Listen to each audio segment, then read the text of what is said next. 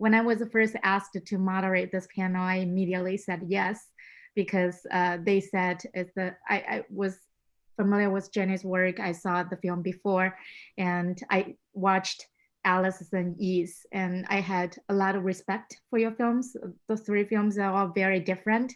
But when I first heard that it's the first feature of yours, and I've been there, and I remember vividly when I was making my first film, how difficult it was, and how special that film still is to me. Even today, out of everything that I've made, I still have a special feeling towards the first one. And I always joke that it's like your first child. It would never be the same. Um, so yeah, so I want to start by asking each of you to describe a little bit about the film, and for people who might not have seen it, what it's about. And also, I wanted to know what drove you initially to make the story of film. Jenny, do you want to start? Yeah, sure. So my film is Finding Yingying. It focused on a case. Actually, 3 years ago, there was a Chinese international student. Her name is Yingying Zhang. So she disappeared from the campus of University of Illinois at Urbana-Champaign. But the film, it's not really about the investigation and the crime. It's really about who Yingying was and how much her life has touched others. When she first went missing in the summer of 2017, I was also a student at Northwestern University. I lived in Chicago, and that was not far away from Urbana-Champaign area where she went missing. But at first, I didn't think about making a feature documentary. Really, at that time, like everyone was trying to find her. And I also put her information on my social media, like Twitter, Facebook, and WeChat, just spread the word. And later, I think a week after that, her parents arrived in the US for the first time. They don't speak English, knew nothing about America, but they just came here to see if they could basically find her on their own. And there were a lot of Chinese students and also local Chinese residents helping the family. So I also went down and visited the family and to see what I could do. At that time, to be honest, I had the idea of maybe started documenting what's going on at that moment, because I feel like the footage might be helpful to them. At least, if I can start it documenting the places Ying used to work and used to live, that might be something special for the family, and they can bring it back to China to share with other relatives. So I pitched the idea to the family. But again, at first, like it's a process of building trust. And I just didn't want to push too hard on them. And I would say like the most of time I spent with the family was without camera.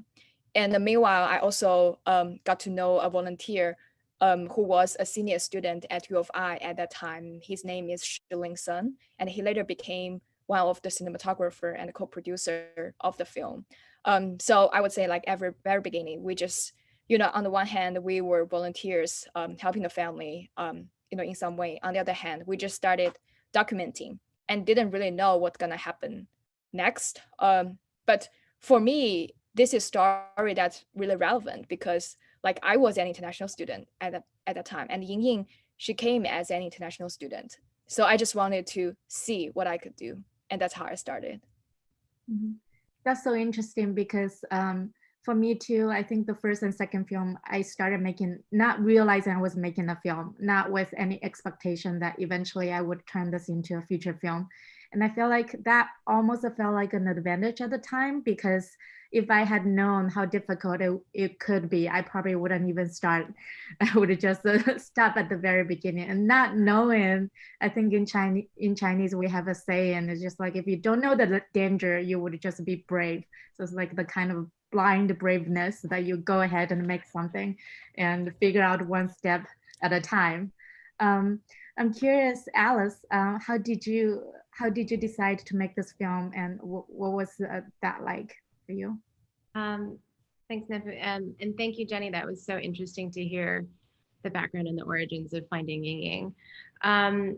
So the Donut King, that started pretty organically with a conversation that we had in our household about donuts, actually. And we hired a new nanny. I was a new mother at the time.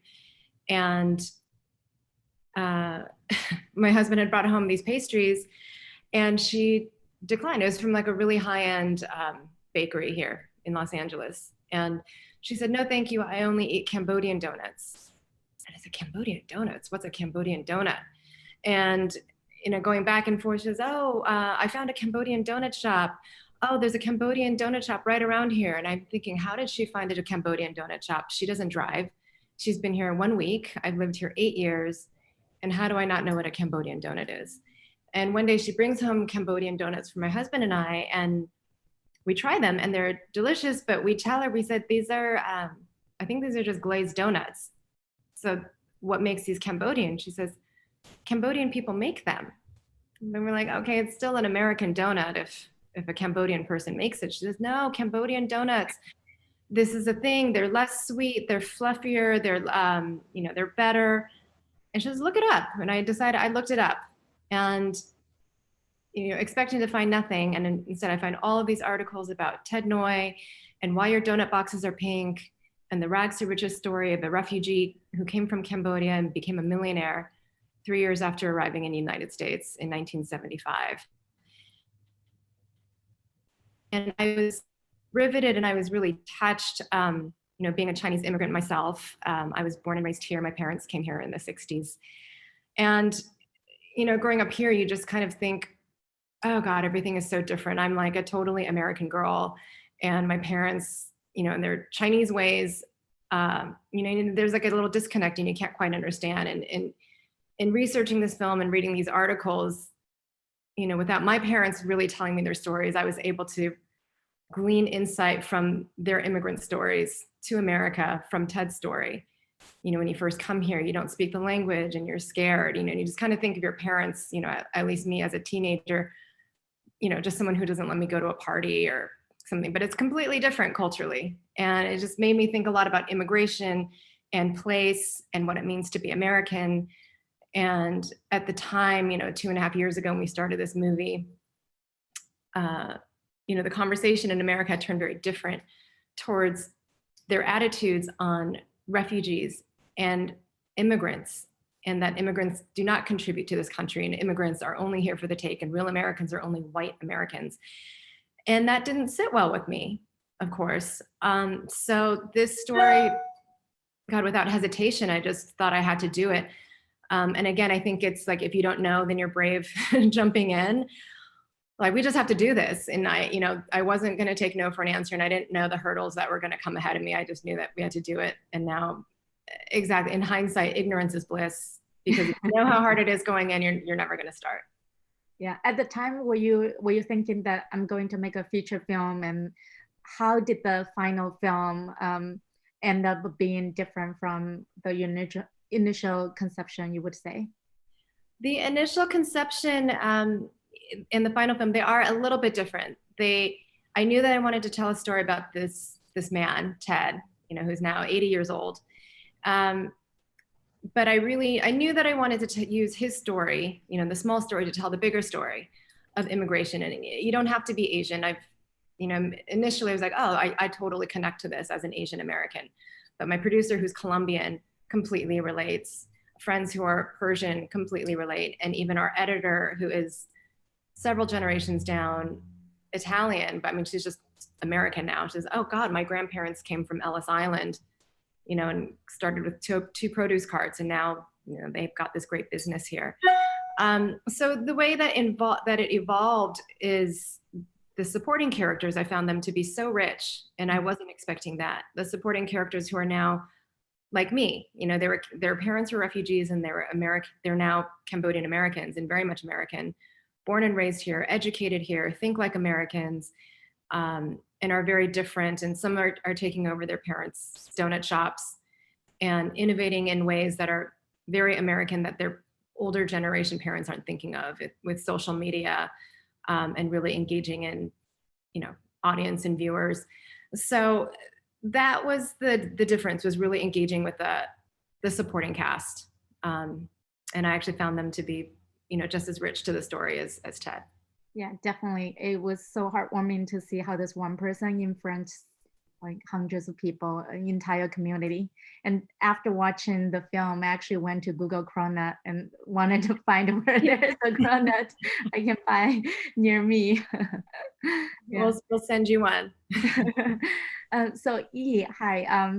Can you tell us a little bit about how you found the story? One thing that struck me was how intimate you were with people on both sides, basically, and then it doesn't come across as any judgmental one way or another that you have towards them, but regardless of their, political views. And I'm very curious, how did you originally find the story and how you made that happen? Yeah, so my film First Vote is my personal journey traveling to America's two battleground states, North Carolina and Ohio, where I met 4 Chinese American voters from both sides of the aisle, and I followed their first time voting and electoral organizing from 2016 to the 2018 midterms. So I immigrated to the US 17 years ago, and I will actually be voting for the first time this year myself. So as a first time voter myself, at the time, I was in the process of becoming a citizen, and I became interested in how democratic process work, what is it like to be voting for the first time. So I, at the time I was interested in telling stories about Asian American voters growing participation in the democratic process, particularly in battleground states and from both sides, because I started the project after the 2016 elections. So seeing how that has really divided the country, and also my own Chinese American voters and Asian American voters, as you saw in the film, it really impacted character like Kaiser very personally. So that's how I started the project. Yeah, and I can see how you are equally intimate with people on both sides. And what were their reactions seeing your film? And tell us a little bit of how they feel about it. Yeah. Well, I mean, so that's what they told me. I mean, they all liked the film, and they said it's pretty, it's fair and balanced. So, and I mean, I think one thing about the film is that it actually allowed both sides to actually listen to each other, which is really hard during this time, to see each other on a more personal level, even though they don't agree politically, their views are so different, but they're still willing to at least see each other's views. Mm-hmm. Yeah. So I'm curious, like during you making that film, what would you say during the production or post-production, what was the most challenging thing? Well, like you said, it's my first film, so it's actually there are a lot of challenges. So I mean, getting access, finding the characters, that's definitely one of the biggest challenges. It took me about 5 months to actually find the characters. And the story really evolved along the way. So I filmed for 2 years in 2017 and 2018. I initially was thinking that I wanted to do go out and interview different voters, similar to, Chronicle of the Summer, that sort of film, but it really evolved into more character driven, like really focusing on these 4 characters. And also it's an observational style film, so I filmed a lot of footage, and so the story was really shaped during post-production. So I spent a year in 2019 editing with 2 editors, trying to find the story. And because these 4 characters, they don't know each other, they don't interact in real life. So how do I connect their stories together into a film, into one story? And also trying to figure out the role I play in the film. should I put myself in the film, or what is my role in the film? So how much should I be in the film? So yeah, I mean, I would say like getting access, finding characters, also finding the story are probably two of the biggest challenge creatively. Yeah. I feel Jenny probably can relate how much of yourself to put in the film or whether you should be in the film or not. That must be a process. How did you end up being in the film the way that it is? Can you talk about the journey of, finding yourself in the balance, or decide, the decision of whether to include yourself or not? Yeah, so I wasn't in the film at all at the beginning, and it was never a plan to put myself in the film, because I feel like documentary filmmaker shouldn't be in the film. Like, you should really do a documentary like being fly on the wall, things like that. That's what I learned from school.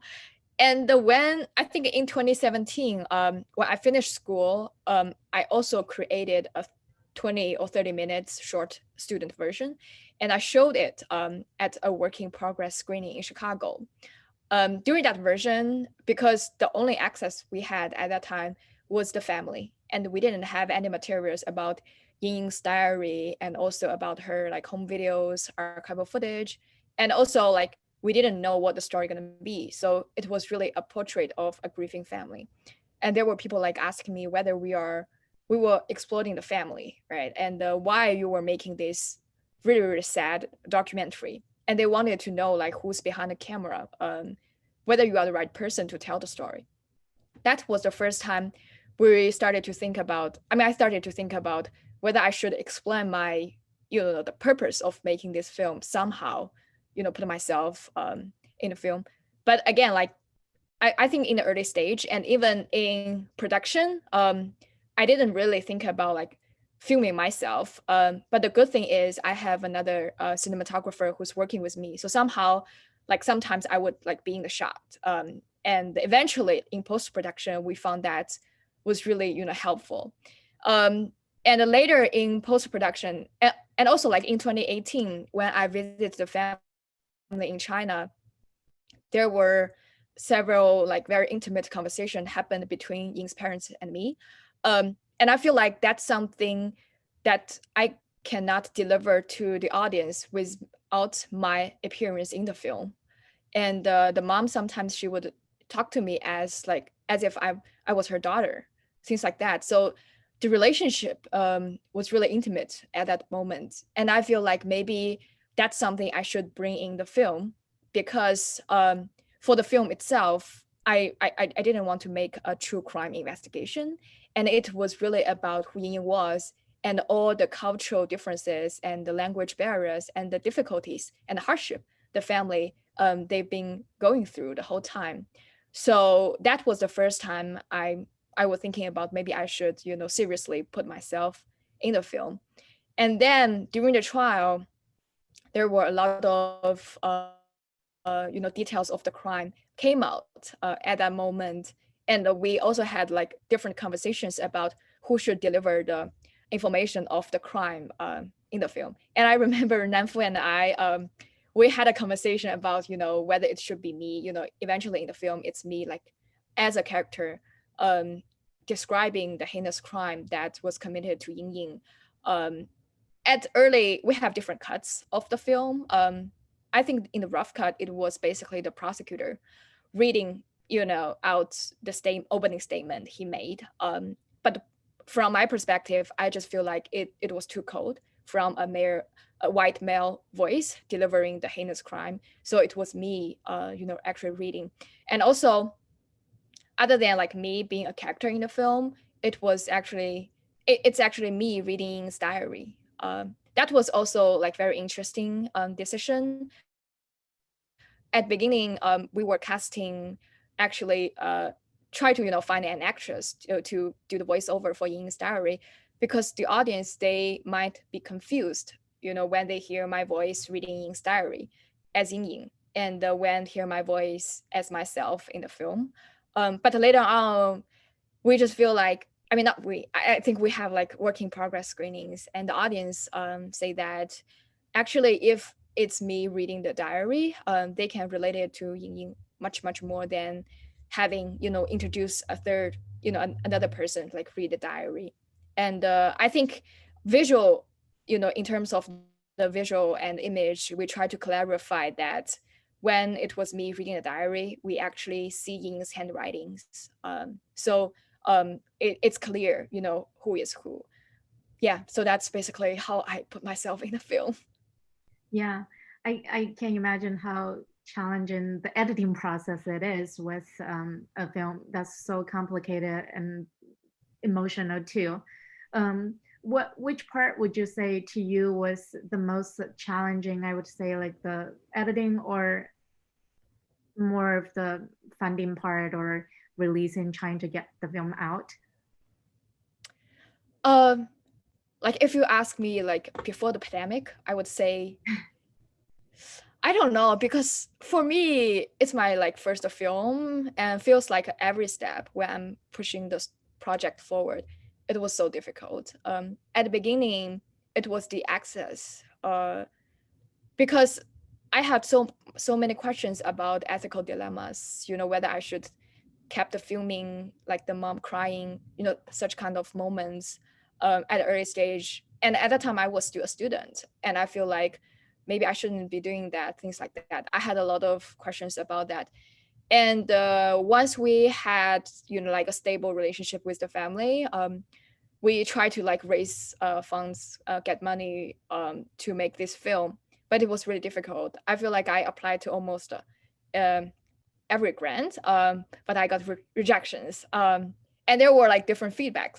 Sometimes I got feedback, sometimes I didn't get feedback. For those feedbacks, basically they were asking me, what's the difference between news, magazine, like investigation piece, like 60 minutes, and what's the difference is your story. And some were also saying that I don't see like you have the capacity to tell such a complicated and story. And they were questioning like my ethical decisions, things like that. There were a lot, because I was a first-time filmmaker, and that's a huge question. And later on, I think in the trial part in 2019, actually there were other like news media. They are also doing documentary. So basically, we kind of like we were in a race and trying to get access to certain witnesses and subjects at the same time. And we did see, the impact, them being in the like in the production with the family. We actually lost access during the trial. That's another story. But yeah, so we had a lot of like kind of like competition, things like that, and actually that documentary was released like last fall. So we will try to release the film like early this year at South by, but like they released the film earlier, and that really made us think about, okay, here's another documentary, like how much like will it really affect the storytelling of the documentary I'm making, and how are we going to like reshape the story, really make it stand out and make it different. And then comes to the pandemic. It was devastating, because South by was among the first festivals, and I think Alice, you must have like the same feeling when you learned that South by was canceled. Yeah, I basically didn't know like what am I gonna do next. Yeah, really devastating. I'm just staying at home and especially reading news about COVID, like seeing the number just going up, and I was thinking about whether like I'm safe in the US, basically. Yeah, but that's another story. And like we're so lucky that MTV bought the film, and I'm hoping that we will have a very strong release, and hopefully we can bring Ying's story and her family story to the world, and travel to more places.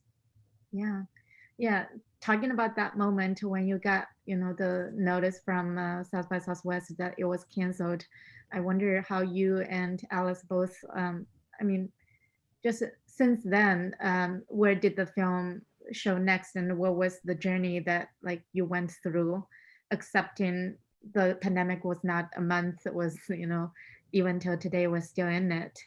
How did that affect your decisions of whether and how to put the film out, and also doing all the virtual screenings and meeting with audience this way? Alice, do you want to share what your experience? Sure. Yeah, it was devastating. I'd be lying if if I said I didn't cry. Yeah, I went through every emotion of like, it's sad. At the time, we didn't know how big COVID was going to be, but you just know about yourself. You're just like, you put so much work into this, and as first-time filmmakers, you're so excited to go to South by, and towards the end of February, like every day, South by is like, we're not canceling, the show will go on. There's like a little bit of dread every day, but then there's also a little hope every day. So you're like, okay, come on, let's just make it to South by. We leave in like 7 days, and I'll never forget. Yeah, it was like, a lot of F-bombs were dropped from like all of us. It was actually weird. In LA, it was actually a day of a South by filmmaker like orientation, or it was like some sort of event. And we didn't know if we should go. And then we went to the event, and the event, they must have known because the event barely had any food or water. Like, it was so strange. And everybody was like, it's happening, right? And about an hour later, we were canceled. So all of the devastating emotions, and then, and you just kind of fear that your film is going to be forgotten. It's going to be one of these ghost films that no one is ever going to see. It's never going to have a life. No one's going to buy it. And then at the time, like, again, the emotions, you're like, oh, it's just going to be a month. Like, Sundance went off without a hitch. We're the ones who get canceled, and then everything's going to be fine again for Tribeca, and everyone else is going to have this like great festival. But no, it ended up being, it's now October, and we're still dealing with it, Yeah. So the next film festival was Sun Valley, that was also canceled. I think the first time, I don't even know the first time it actually screened at a festival, it may have been the LA Asian Pacific showcase. That might have been it, or perhaps Bentonville. But it started to, I guess we just kind of got used to this space. But I will say that, it's been, pretty lonely and isolating, and I don't know about you guys, but we still haven't had a chance to celebrate. Like, I never celebrated with my editors or producers or anybody, never toasted champagne. We thought we would do that in Austin. But, at Bentonville, and I think at Urban World, there were some of these like virtual happy hours, and you can meet some of the other filmmakers. And it was really bittersweet because it was so fun to meet these people from all over the world. Yet there was the huge longing to actually want to physically be with everybody and feel that energy. Yeah, definitely. I feel like we all feel that way. I definitely had 2 or 3 dreams during the pandemic in the past that I dreamed that I was in the movie theater and woke up, and that was not true. Yeah, it was like I didn't know that I wanted it. I mean, until like I dreamed it, and the next morning I was like, oh, maybe it's the subconsciousness telling me that I really missed that part of our life and our work. And I was also thinking, oftentimes, because I have friends who have their films coming out this year or two, and also the debates that you go through after each festival, announcing is canceled or going online, and then you decide, do we go with this one, do we wait, and hoping that the next one would be in person. And this wait is so long, and we don't even know next year whether it will be when next year there will be in-person festivals or just a gathering in the theater. So there is so much unknown. But at the same time, I mean, at some point I was thinking, that's basically our life, and our work is like, as documentary filmmaker, we're constantly dealing with the unknown at every step of making the film or post-production and now release. Is things happen unexpectedly, and we have to deal with that reality and adapt. And this is a part of our life. And maybe because of that, I guess we are a little better than other professions in dealing with it, which I mean, might not be true, but I tend to think that way. And one other thing that Jenny was mentioning, and you reminded me about the feedback, and when you applied for grants, the rejections and feedback, and how oftentimes that's labeled as first-time filmmaker. Like people have such lack of confidence in first-time filmmaker. They be like, oh, but this is your first time. Do you know how to do this, or are you going to be able to deliver? Or even the question about, how is this different, the film different from 60 minutes? To me, it sounded a little ridiculous, because a documentary film is a film and it's different from news. Of course, they wouldn't ask somebody who has made like 2 films this question, how is your film going to be different from news? And they are asking simply because they think that is first time. And I've faced a lot of those 2 questions. Is like, are you able to edit it yourself? Are you able to film it yourself? If you are filming or editing yourself, it must be bad. And I think, to me, a lot of the times, now I often say, once you get through those and you have your film out, then you will prove them wrong. And oftentimes, to me, first film is the filmmaker who would push the envelope and try something different, because they haven't been influenced or haven't done it in a certain way. So to me, that's more exciting than anything else. Yeah.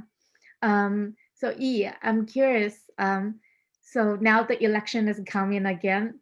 Have you thought about making something similar or continuing that investigation, or you are done with that? I actually have got questions about that too. Maybe there's a first vote sequel somewhere.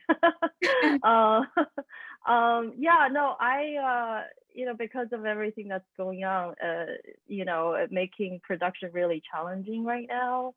So, and I've been mostly focused on doing distribution with the film, and the impact campaign around the film. So we released, so the film actually premiered at the LA Asian Pacific Film Festival in May.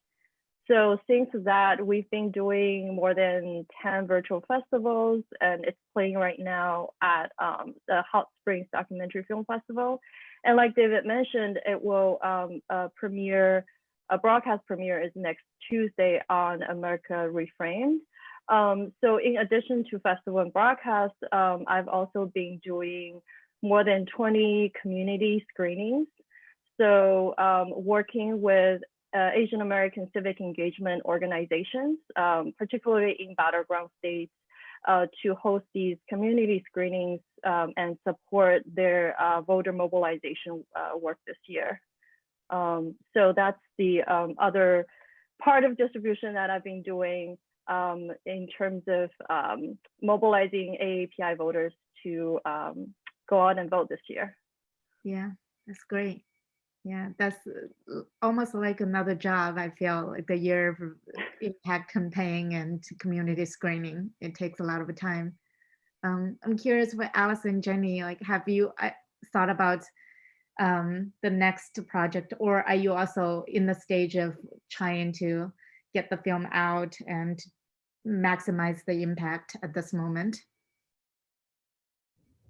I think for me, I was trying to, like, recently I'm doing research about Chinese American experience or Chinese experience during the current US-China tension, and also really to see the global impact of China.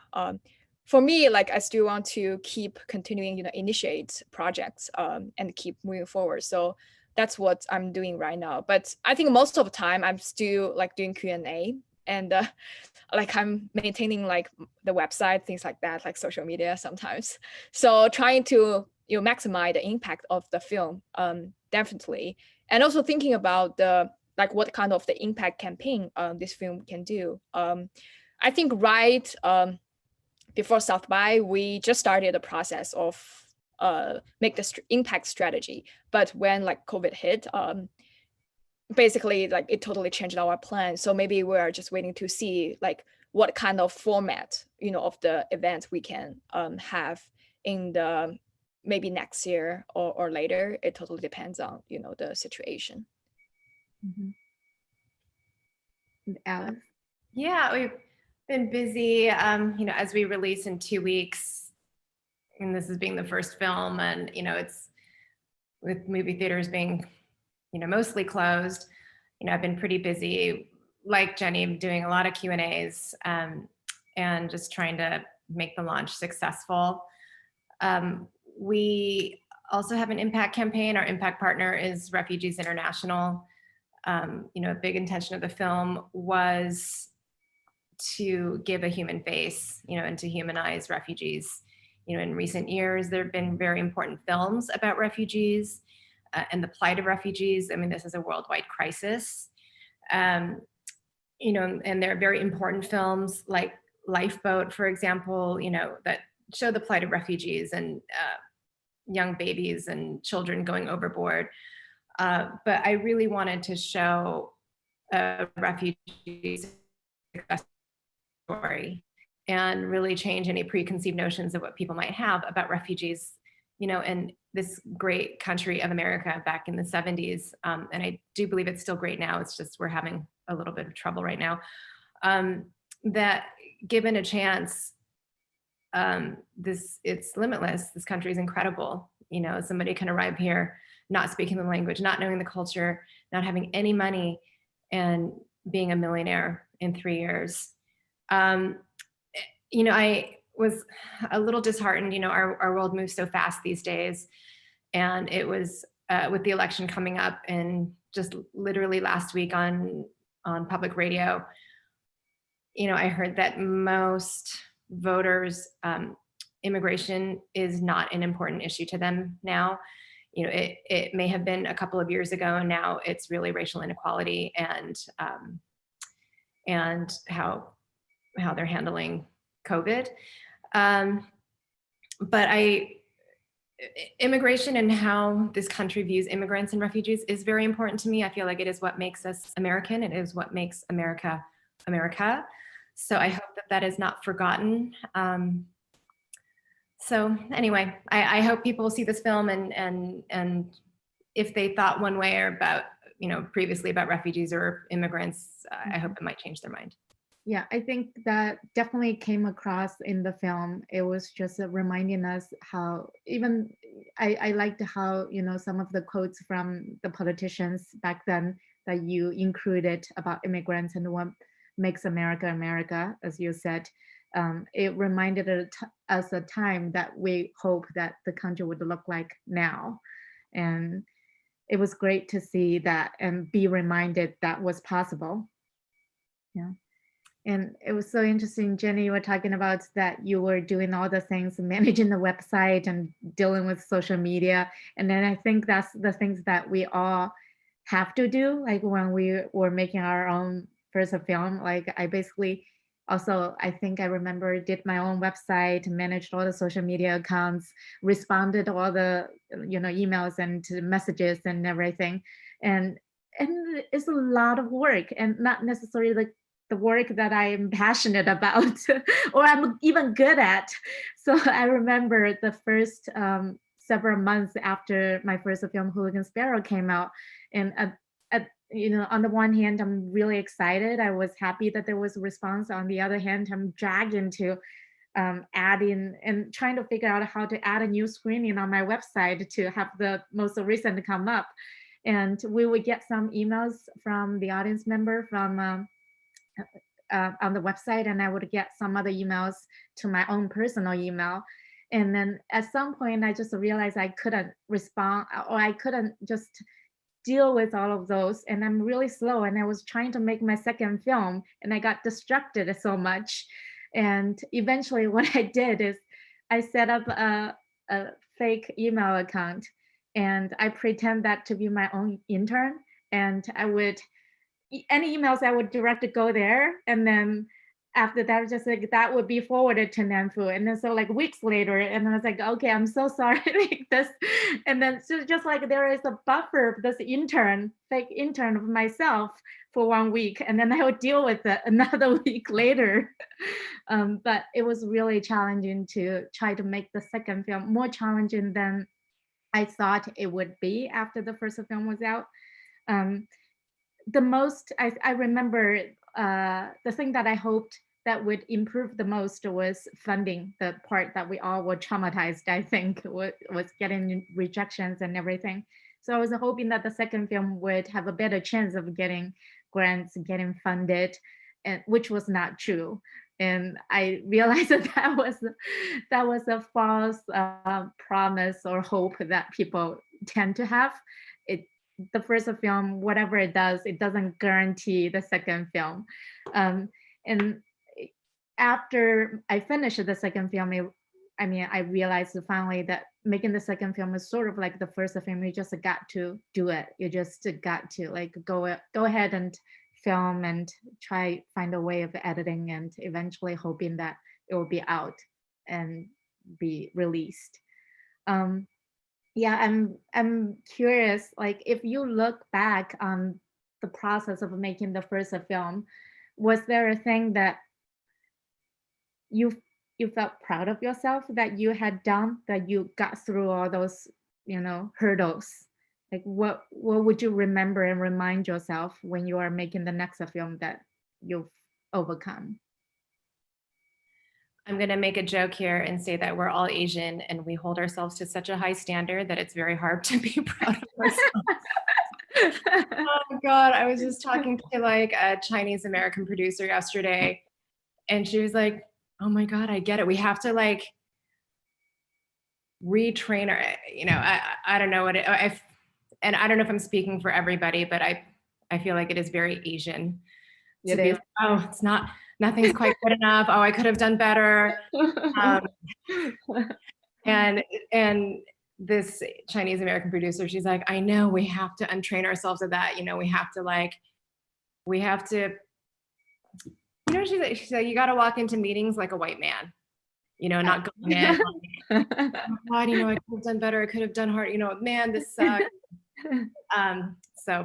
I can't remember what the original question was, but I had to interject with that joke. I guess it's the opposite of what you just said. Is like something that you really felt proud of yourself of making the first film, and something that you would, I think, remind yourself that, look, I did, like, that was really hard and I did it. And then like the one thing that you, it's still hard, even after, and this is not meant to sound ungrateful, and I don't know if it's just weirder because it's virtual. On paper, the film is done okay.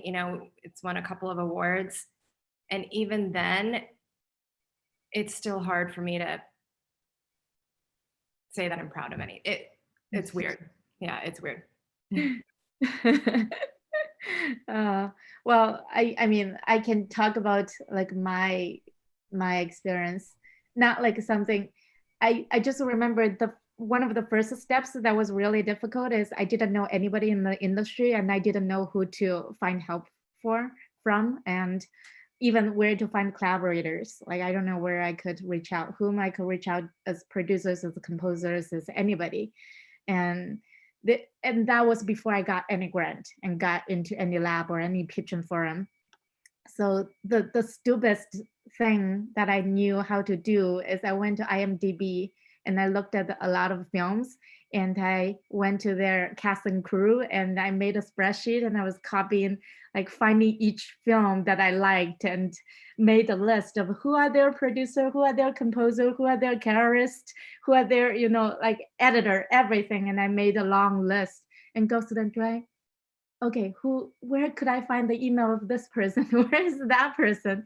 And of course it didn't go very far, but like I was proud of how, you know, how hard that was, and the just like the length that I would go to try to make the film.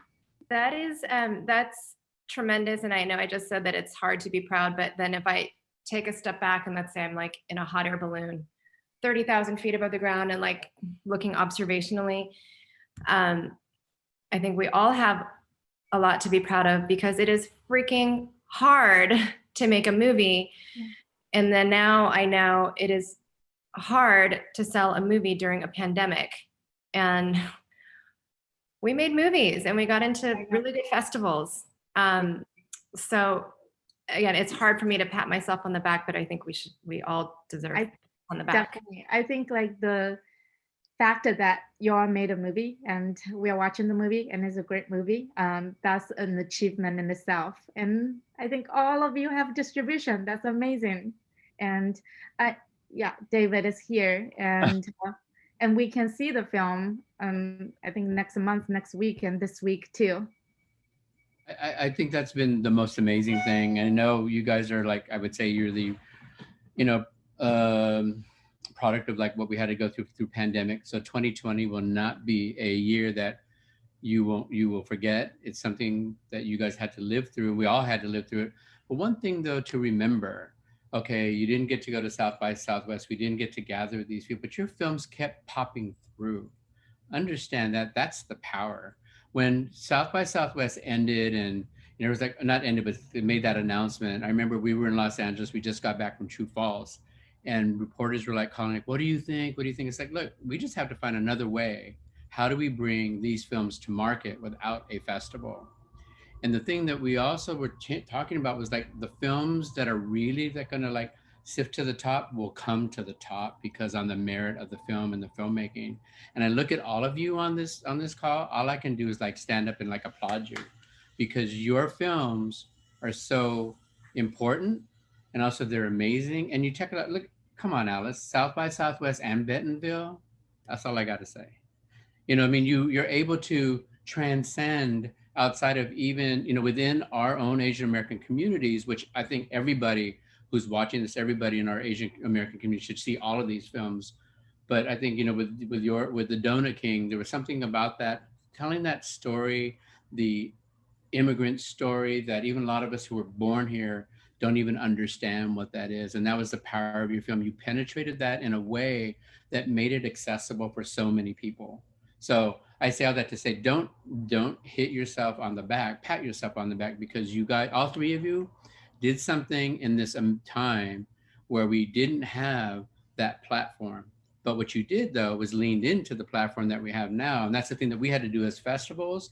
And I work on the PR side, and on the festival side, it's like what I like is having these things that we're doing here.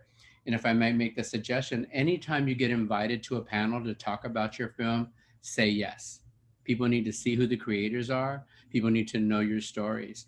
And I think this is the moment, if anything pandemic has taught us, is community and is bringing all of us together in a kind of a weird way.